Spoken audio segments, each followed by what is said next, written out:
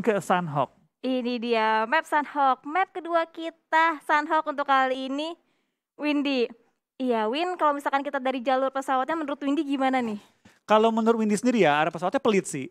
Karena cuma motong dari arah Camp Charlie sampai ke arah Hati. Dan menurut Windy, tim-tim yang turun di daerah Mong Knight, turun di daerah Kau, itu bakal sedikit kesulitan. Jadi mungkin mereka bakal clash nantinya, mungkin ya. Ya benar banget. Dan kalau misalkan kita dari Bonafide juga udah mulai turun di arah sekitaran docks. Seperti biasa Bonafide itu dia scrappingnya jauh-jauh banget, splitnya bisa dari kampung, docks semua diamankan dengan sangat baik oleh tim Bonafide. Betul, tapi kalau kita lihat di awal-awal kali ini ya, kembali belum ada clash yang terjadi ataupun belum ada perebutan tempat yang sama yang Windy lihat kali ini ya.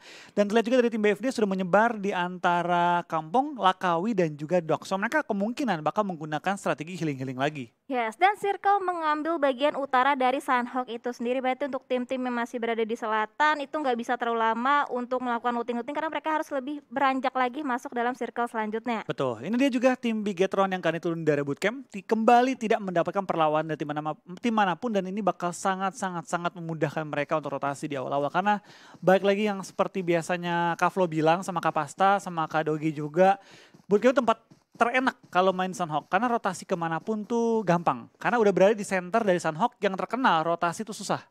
Iya sih, setuju banget. Karena dari bootcamp sendiri juga dia merupakan bagian dari center Sunhawk. Jadi enak banget kalau misalkan melakukan rotasi. Tapi kalau misalkan dari Bigetron Red Alien sendiri karena sekarang nggak ada contender lainnya berarti jadi enak banget ngeluting di area sekitaran bootcamp. Betul, tapi kalau kita kali ini dari Super Una juga sedang melakukan scrapping sekeliling hampir bertemu dengan tim SG, seorang Pinky yang lagi melakukan looting di area yang cukup berdekatan. Aerowolf juga mereka menurut Windy sendiri ya belum melakukan step up yang terlalu besar ketimbang season lalu. Kali ini mereka belum perform ya di 3 game pertama. Bahkan sementara Aerowolf itu menempati peringkat ke-16 ya. 16. Peringkat 16 kali ini. Jadi menurut Windy sih mereka perlu step up banget pada kali ini. Apalagi kalau mereka pengen coba mempertahankan gelar juara mereka. Yang baik lagi selalu diingetin sama Kak Flo, sama Kak Pasta. Mempertahankan gelar juara itu lebih sulit daripada mendapatkannya pertama kali. Yes, gue setuju sih sama apa yang udah dibilangin sama Windy. Mempertahankan lebih sulit daripada memperebut. Dan kita masih fokus ke game di mana Genesis Dogma dari seorang star masih berusaha untuk memenuhi looting-lootingnya untuk sementara waktu ini. Di awal-awal tempo permainan Sunhawk sangat berbeda sama match Sunhawk yang pertama ya Windy. Betul, tapi kalau yang Windy lihat ya, tim-tim yang turun di Charlie menurut Windy sih dapat keuntungan yang sangat luar biasa besar. Mereka dapetin otomatis 2 kota sekaligus. Karena mereka dapetin Camp Charlie, mereka juga dapetin bantai sekaligus paketan. Jadi memang kalau untuk tim seperti GD yang Windy lihat suka main di pinggir circle, suka main agresif, cocok main di Camp Charlie. Lootingannya banyak dan rotasi juga nggak terlalu susah. Plus ada pilihan naik kapal juga. Karena dari posisi bantai itu bisa naik kapal langsung putar ke arah Camp Alpha. Yes, dan kita bergeser kameranya ke arah tim Dewa United yang juga masih aman, damai, tentram di daerah sekitaran Painan, gak bakal melakukan fight di awal-awal. Sementara itu dari Eagle 365 juga posisinya masih sama, sejauh mata memandang gak ada tim-tim yang terdekat dengan Eagle 365, berarti Eagle 365 bisa melakukan looting dengan aman untuk di awal-awal permainan. Betul, tapi kalau kita lihat kali ini juga dari Eagle 365, kali ini bermain dengan seorang Eko Zoo ya. Mereka akhirnya memainkan player kelima mereka. Dan kali ini Belfine tidak bermain di Grand Final. Yes, bener banget. Dan kita lihat ke arah tim 21 yang masih melakukan looting-looting juga sama halnya dengan tim-tim lain berusaha melakukan lootingan scrapping dari compound to compound, berusaha mendapatkan lootingan sebaik mungkin sampai akhirnya bisa dimanfaatkan dengan sangat baik sampai ke late game. Oke, kita bakal lihat juga dari tim 21 sedang melakukan rotasi tanpa kendaraan. Ini cukup berisiko, tapi mengingat dari tim 21 turunnya kan di dekat area ban. Mereka sekarang di ban nih. Mereka cukup mudah masuk ke bagian utara-utara dari Paradise dan sekitarnya juga. Tim Aura juga mulai terpantau, sedang bergerak lewatin jembatan masuk ke Pulau Alpha. Ujung-ujungnya Pulau Alpha kan sedang melakukan rotasi dari pinggiran-pinggiran pulau tersebut. BTR juga mulai terpantau, kali ini mereka sudah mencapai, mana nih, udah keluar dari Bravo. Paradise ini, udah nyampe di luar komponnya Paradise. So BTR bakal maju dan untungnya kali ini dengan tidak ada yang Morph yang bermain, tidak ada yang menghalangi BTR masuk ke area Paradise. Tapi bisa aja anggota-anggota tim EVOS sudah melakukan setup terlebih dahulu mengantisipasi pergerakan tim-tim lain mengambil lower ground-nya. Ya, seperti dari Bigetron Red Alliance sendiri seperti biasa di Sunhawk bakal melakukan rotasi cepat. Dia udah keluar dari area compound drop zone-nya, bakal langsung menuju ke arah Paradise. Tapi di Paradise masih ada EVOS yang masih menguasai daerah Paradise dengan sangat baik. Dan kita bergeser ke arah tim Void di mana maybe masih berusaha mendapatkan informasi sebaik mungkin terkait informasi-informasi tim mana yang sekiranya saat ini terdekat dengan tim Void. Yes, kita bakal lihat dari tim Void juga bermain dengan tempo yang cukup lambat. Maybe sedang lihat kiri, lihat kanan, memastikan kali ini bahwa tidak ada tim yang mendekati area mereka. Sedangkan tim RRQ melakukan split yang cukup jauh. Ada Valmort di compound yang berbeda dengan Nider dan 2 orang di high ground. Victim sama juga, mereka satu garis tapi mengambil high ground di sekitar area bootcamp ini. Udah ke area ban, udah ke arah atas kali ini ya, dan cukup berdekatan dengan tim 21. Akankah kali ini Victim bertemu dengan 2 mantan player mereka, Jughead dan juga Banyu, dan juga Chisun, 3 player mereka ternyata. Yes, dari Misery masih menggunakan shoulder pick-nya aja untuk mengamati pergerakan dari tim 21 yang tepat berada di compound seberangnya. Victim masih menguasai daerah sekitaran high ground. Dari Jughead juga berusaha untuk nyebrang masuk ke dalam compound selanjutnya untuk mencari lootingan-lootingan tambahan. Dari Foxy juga masih proning-proning aja bersembunyi di balik compoundnya, sementara Rocky berusaha mendapatkan angle vision yang berbeda dengan rekan tim lainnya. Yap, dan kita bakal lihat dari Rocky dan kawan-kawan juga sedang mengambil high ground kali ini. Dan kalau kita lihat sekarang juga dari tim Victim, mereka nggak terburu-buru untuk turun dari high ground mereka karena vision yang mereka peroleh luas banget. Kiri kelihatan, depan kelihatan, dan juga di bawah-bawahnya semua kelihatan. Mungkin split iya, ambil compound memastikan mereka punya tempat untuk pindah posisi.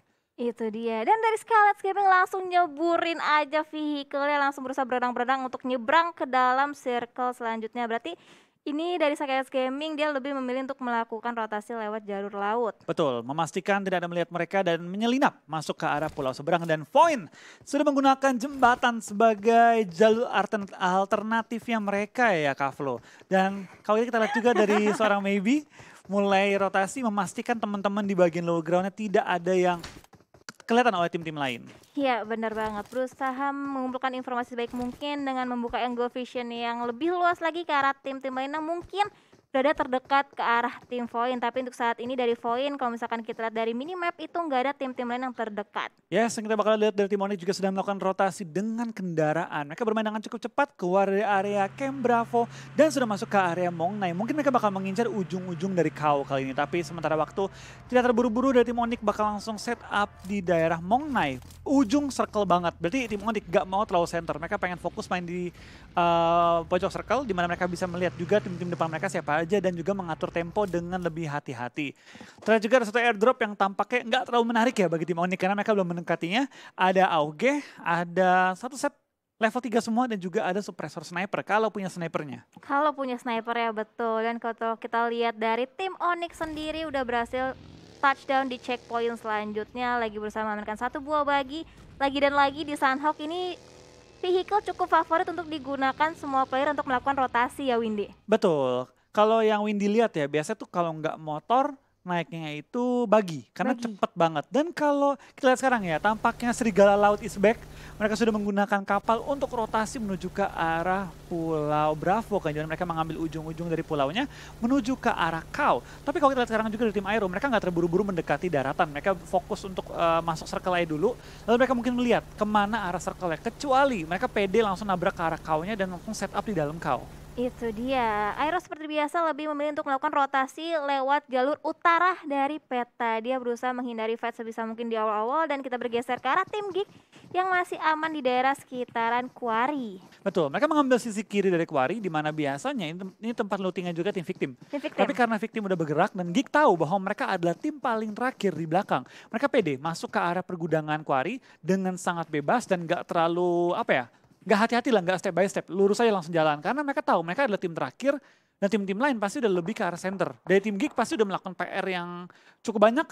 Mereka sudah membaca gerakan tim lain dan sudah tahu juga tempo-tempo pergerakan tim-tim lain seperti apa. Timingnya. Yes, betul banget. Dan sudah mulai terdengar pertukaran peluru antara Eagle 365 dan juga tim Doom. Sementara Slayer masih hanya menjadi wasit mengamati pergerakan dari tim Eagle 365 dan juga tim Boom yang berusaha bertukar peluru panas di awal-awal pertandingan. Betul, ini udah terjadi penumpukan di bagian utara dari Pulau Bravo di sisi kirinya di mana ada Eagle 365 yang turun di jembatan, ada SG yang turun di Hatin, juga ada Boom yang turun di Kau, langsung bertemu di atas kiri Paradise. Itu dia, dari Eagle 365 masih di compound yang sama dari seorang Audrey dan juga Ekozi masih berusaha membuka scope-nya, berusaha membuka vision yang lebih luas lagi dan ada tapping yang dikeluarkan oleh Ekozi dan sepertinya nggak sengaja kepencet sepertinya. Betul, kita semua punya lah momen-momen ketekan-tekan tembakan itu juga yang kayak kadang tuh kesel kayak lagi ngumpet Aduh Aduh, ketahuan posisi gue. itu Capek-capek tuh. gue ngeflank, capek-capek gue nyari tempat ngumpet. Hilang semuanya dalam sekejap karena ketekan satu tombol. Biasa tuh yang ketekan tuh tombol yang jempol, tembak Itu dia, iya jempol. yang jempol, yang jempol. Lagi mau slide kamera, mau lihat kiri kanan, Hmm? tek, aduh. Aduh, udah capek-capek ngeflank, posisi ketahuan, mau nggak mau harus pindah posisi lagi kan Betul, dan jadinya. muter lagi dan melakukan flank lagi ke tempat yang berbeda. Itu dia. Tampaknya circle-nya kalau yang Windy lihat sekarang ya, Mhm. circle-nya nggak terlalu pindah drastis, cukup ngedonat juga dan harusnya tim nggak terlalu panik lah pindah posisi karena cukup center dan nggak pindah ke arah laut-lautan. Masih di daratan utamanya. Itu dia, nggak seperti match pertama Sunhawk yang circle-nya bener-bener bikin susah semua tim. Kalau sekarang circle-nya masih bisa diamankan oleh semua tim, cuman hanya ada beberapa tim yang belum masuk dalam circle selanjutnya. Betul, tim Void pun lagi rotasi dari arah Pulau Alpha. Cukup jauh yang mereka kali ini PR-nya. Belum tahu juga sih Windy mereka mau lewat mana. Kalau mereka lewat jembatan pasti bertemu dengan tim Aura. Dicegat juga sama tim SG dan juga mungkin Eagle 35 tembak dari jarak jauh. Tapi kita bakal lihat ya seperti apa pergerakan mereka. Sedangkan tim Aerowolf sudah terpantau masuk ke area Kau. Sedang turun dari kawanya dan mungkin mengambil ujung-ujung kau. Di mana ada beberapa perbukitan rumah-rumah yang cukup tinggi. Dapat digunakan untuk nge-scouting ke arah depan. Yes, dari Void lebih milih untuk melakukan rotasi lewat perbukitannya, sementara itu di daerah compound Hatinnya itu masih disecure oleh tim Aura dan seorang Maybe berusaha mendapatkan angle tertinggi untuk meluaskan visionnya lagi ke arah tim Aura. Betul, tampaknya dari Void. Tahu ada Aura di daerah Hatin, tapi Aura, gue belum lihat nih. Dari Windy sendiri belum lihat kalau Aura punya informasi bahwa ada Void yang berada di daerah perbukitan. Pergunungan tepatnya ya. Yes, benar. Dari Void juga masih menahan open fire-nya ke arah tim Aura. Jadi mungkin Aura belum mengetahui posisi dari Void yang tepat berada di high ground-nya dari seorang Jaden. Juga masih berusaha mencari informasi, mengumpulkan informasi sebaik mungkin. Dari Aura pasti akan melakukan rotasi harusnya lewat jembatan. Sementara dari Void, Depstuki juga masih di posisi yang sama di bagian high ground pegunungan berusaha menunggu kedatangan dari tim Aura. Yes, dan kalau kita lihat sekarang juga dari tim-tim yang bertanding ya, mereka tampaknya nggak terburu-buru untuk pindah posisi karena mereka cukup punya angle shot kayak dari tim Point. Spray down ke arah Jaden yang paling depan posisinya, tapi pelurunya banyak yang meleset. Jaden masih bisa bertahan, masih bisa ngegocek. Malah Debs yang knock oleh seorang Rosezi. What a nice shot. Dan mendapatkan Debs yang membuat tim Aura punya peluang untuk pindah posisi cepat-cepatnya. Kita bakal lihat apakah Rosezi bakal stay untuk ngejaga teman-temannya atau akan Rosezi ikut nyemplung dan langsung pindah posisi juga kali ini. Wow, backup yang sangat cepat dilakukan atau ditunjukkan oleh seorang Rosezi dengan tapping-tappingan menggunakan M4 berhasil bisa mendapatkan satu knock ke arah tim Void dan Aura.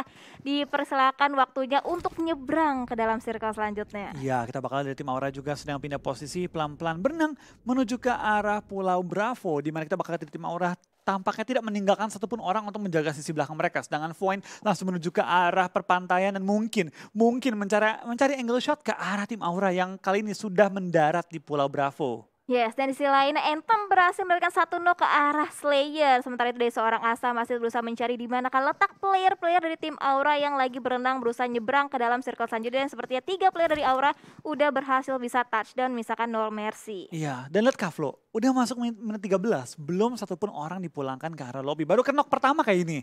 Iya benar, baru knock yang pertama. Knock pertama masuk ke 13 menit, jadi menurut Kavlo nih, pecah fightnya kira-kira circle berapa? Wow, pecah fightnya harusnya di Sunhawk ya. Mungkin di circle keempat atau circle kelima nih Windy kalau menurut gue sendiri. Oke, kita bakal lihat kali ini juga circle kembali mengecil dan kita bakal lihat next circle-nya bakal ke arah mana. Karena biasanya circle selanjutnya itu bakal sangat menentukan tempo permainan. Apalagi selanjutnya itu bakal pecah fight di mana-mana, circle keempat, kelima. Itu dia. Dan seorang Ekozu juga berusaha mengumpulkan informasi sebaik mungkin. Tapi seorang Rosezi di bagian kirinya ada Scarlet Gaming yaitu J-Max dan juga Pinky yang belum mengetahui posisi dari seorang Rosezi yang masih bisa beranjak masuk lagi lebih jauh ke dalam circle. Dan circle-nya kembali mendonat Windy. Betul, ini Paradise bakal laku banget. Ini bakal bener-bener diisi rame-rame dan terlihat kali ini cukup banyak tim yang sudah mulai mengelilingi area Paradise tersebut ya. Kalau yang Windy lihat kali ini cukup banyak tim juga masih berada di ujung circle. SG, Aura, ada juga Victim dan kawan-kawan. Tapi Rosezi sudah mulai melihat ke arah tim SG dan mungkin kita bakal melihat clash antara SG dan juga Aura di awal circle yang ketiga kali ini. Aura udah mulai mengetahui posisi di Scarlet Gaming. 3 player dari Scarlet Gaming jaraknya cukup dekat dan spray menggunakan yang pada seorang Rosezi berhasil memberikan satu knock. Jersey di target selanjutnya Nampuka mendapatkan knock yang kedua kalinya, tapi sepertinya ada seorang Jaxi yang ikut nge-follow up spray dari seorang Roseji, tapi di sisi lain ada counter yang sangat amat baik ditunjukkan oleh tim Scarlet Gaming. Betul, Pinky mendapatkan satu catch yang sangat baik dan kita bakal lihat kayak ini seorang J-Max juga masih menjaga posisi dari para tim Aura, tidak membiarkan mereka bergerak dengan bebas, tapi waktu timer zona menunjukkan 35 detik lagi hingga zona bergerak. Kita bakal lihat sisi Eagle 35, dua player mereka knock bahkan ya, kali ini ada Audrey yang juga ikut knock oleh tim BTR. Dan tampaknya di semua sisi map mulai terjadi skirmish kecil antara tim-tim yang bertanding. Yes, Jersey terus memberikan suppressing fire tadi ke arah tim Aura dan satu player yang terknockout dari tim Scarlet Gaming yaitu Slayer harus bisa dipulangkan ke arah lobby, sementara dia seorang Pinky juga nge-follow up spray yang dilontarkan oleh teman-temannya berusaha mendapatkan knock demi knock ke arah tim Aura. Betul, di sini dari tim SG cukup dirugikan dengan sisa 3 anggota doang dan Pinky masih punya posisi yang bisa nge-lock ke arah tim Aura. Mungkin di sini Pinky bakal mengorbankan diri, membiarkan dua temannya lanjut dan Pinky mungkin punya kendaraan disimpan di belakang ataupun bakal coba untuk menarik tim Aura jatuh bersama dia. Yes, betul banget. Pinky bakal berusaha menjaga daerah bagian belakang berusaha menahan Aura agar sejauh mungkin jaraknya dengan rekan-rekan tim Scarlet Gaming lainnya. Sementara Zuxi ada lemparan smoke ke arah depan berusaha menutup angle dan ada lemparan granat juga dari seorang Zuxi belum berhasil menemukan target atau korban selanjutnya. Betul, dan Eagle 365 masih bertahan juga dengan 4 anggota mereka setelah di knock 2, berhasil di revive keduanya dengan waktu yang sangat tepat dan BTR gagal mendapatkan 2 poin yang mereka knock tadi dan mereka bakal sedikit mundur kembali ke posisi mereka, tapi tema-tema mulai dilontarkan juga oleh tim EVOS yang berada cukup jauh dari posisi tim BTR.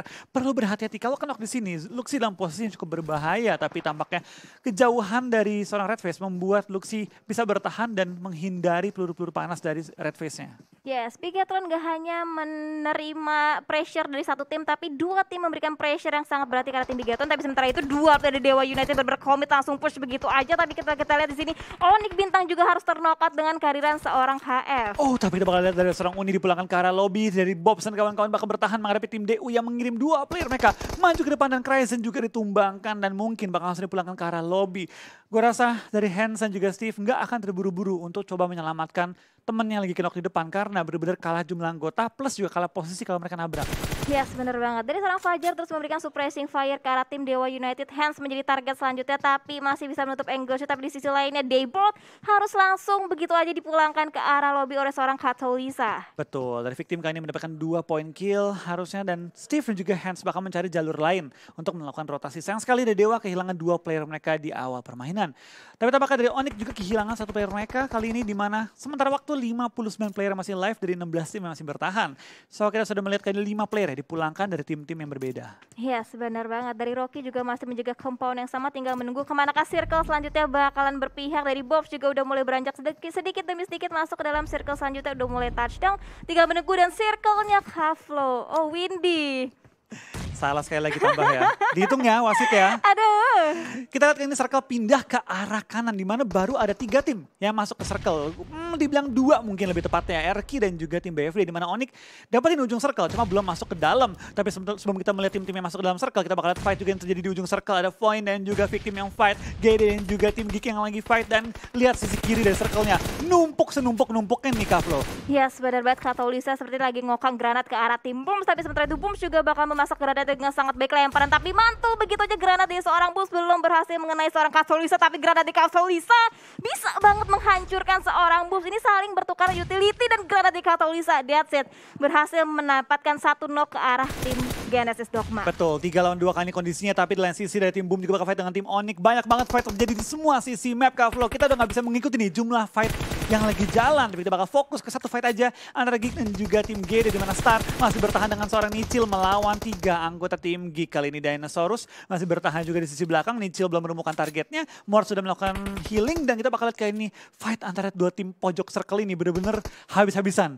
Di mana Nichil kan mulai tarik mundur, Star juga mau nge-flank dari jarak jauh, tapi Geek masih mencari di mana letak Nichil dan temennya. Dan kita lihat Nichil hampir menumbangkan pemain Geek, tapi dengan jumlah anggota yang sangat unggul dari tim Geek, Nichil ditumbangkan dan poin tambahan bagi tim Geek Fam. Ya, Star harus bisa berjuang untuk mendapatkan placement sebaik mungkin untuk tim Genesis Dogma dan Nichil langsung begitu aja dipulangkan ke arah lobby. Dari total 3 kill udah berhasil bisa dikumpulkan oleh tim Geek. Ya, kita bakal kayaknya juga center, compound center, belum diambil oleh siapapun. Kita mungkin melihat dari tim 21, enggak tim 21 udah punya compound. Mungkin tim-tim lainnya bakal langsung incar centernya. Atau tim-tim yang berada di pinggir-pinggir circle langsung bisa mengambil juga kayak seperti 21 yang dekat, Erki yang dekat dan juga Boom. Tapi kita lihat kali ini di luar circle bahkan ya. Terjadi fight juga, nggak cuma di pinggir circle, nggak cuma di dalam circle, tapi bahkan di blue zone. Masih tempur-tempur juga antara victim dan juga tim Void.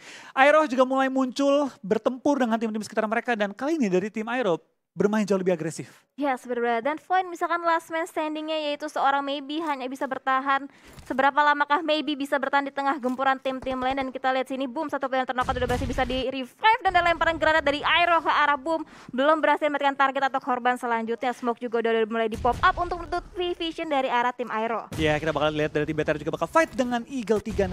Dan siapapun yang masuk ke arah zona. Kayaknya semua compound sudah diisi. Dimana boom langsung mengambil compound di bagian utara dekat dengan tim Aero. Tapi perlu berhati-hati karena Aero punya high ground advantage. Kali ini Ikyar tertumbangkan dan kita bakal dari Fokker berlari masuk ke dalam rumah dan masih aman. Sementara waktu ini di mana BTR juga fight dengan Eagle 35. EVOS juga join the fight dan EVOS menahan juga di daerah Paradise kali ini. Yes, dan Aura juga mengarahkan peluru-peluru panasnya ke arah Bigetron Red Alien, sementara EVOS masih menjaga Paradise. Dan di sisi lainnya Victim Misery juga harus tertumbang sama halnya dengan Audrey, terkena pick off dari arah Ryzen. Ekozu seorang diri bertahan tapi ditangkap oleh seorang Rosezi, dan Aura punya 3 kill dengan 4 anggota mereka yang masih bertahan hidup. EVOS sayang banget, mereka punya posisi di Paradise tapi sekarang mereka tertahan di Blue Zone. Bahkan Red Face udah low, KF juga udah low banget dan bakal langsung dikejar oleh tim Aura. Tapi tampaknya Laser tidak membiarkan tim Aura bergerak dengan bebas karena tembakan langsung menembakkan seorang Rosezi. Laser menahan gempuran dari pergerakan tim Aura, dan kita bakal lihat dari tim EVOS yang tadi menahan sakitnya Blue Zone sekarang menyerang balik ke arah tim Aura. Trade for trade dilakukan juga, kita bakal lihat dari tim Aura tinggal menyisakan 2 player mereka, dan dari tim EVOS masih punya high ground advantage, masih punya 3 member mereka. Jaxi dicari oleh KF, KF merupakan satu pemain tambahan tapi di trading oleh seorang Jaxi. Banyak banget anggota dari masing-masing tim yang bertumbangan, dan kali ini dari tim Aura tinggal menyisakan 1 member, dari tim EVOS menyisakan 2 member.